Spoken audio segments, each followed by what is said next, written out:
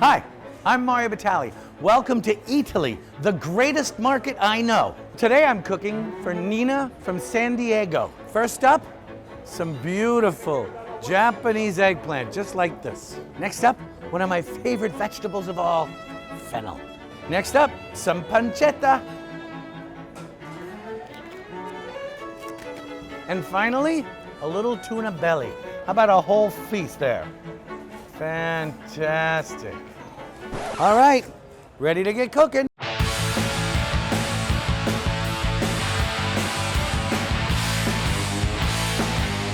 Back in the kitchen.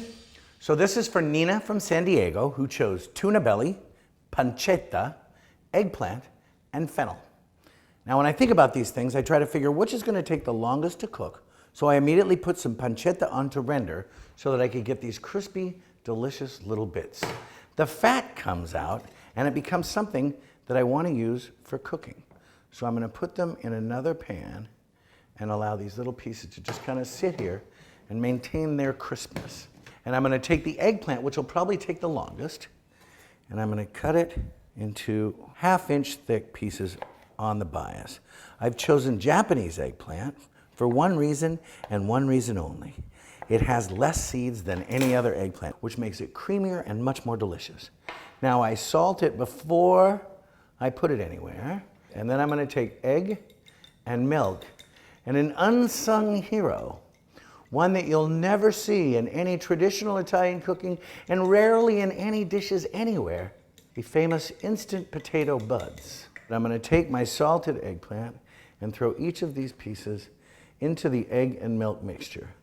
So what I do then is I dredge them in the instant potato buds.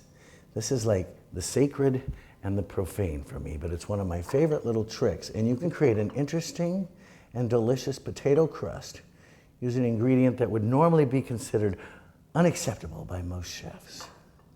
But I'm not most chefs. So you get a pan and you use extra virgin olive oil, probably about 4 tablespoons, and I'm going to drop these in like so.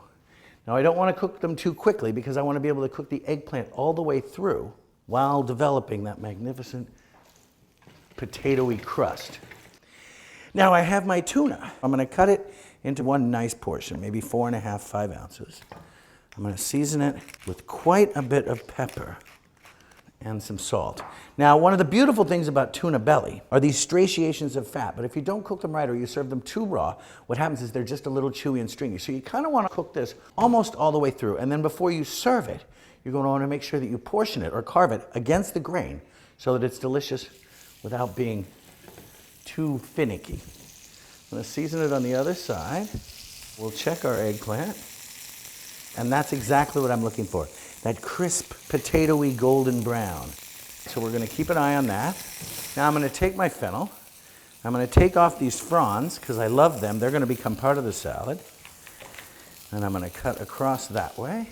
And then across the core just like so. Then you take your mandolin and you go like this. And we're shaving this fennel because it's going to make a crispy, crunchy, delicious salad.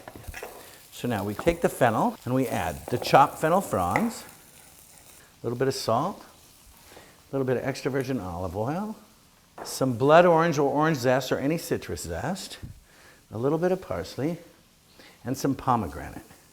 Pomegranate are like jewels. They add incredible value to anything they do. And then I add some red wine vinegar. Now I keep my eye on my eggplant. Check our tuna. We see that crust is almost perfect. So now to present it, we go like so.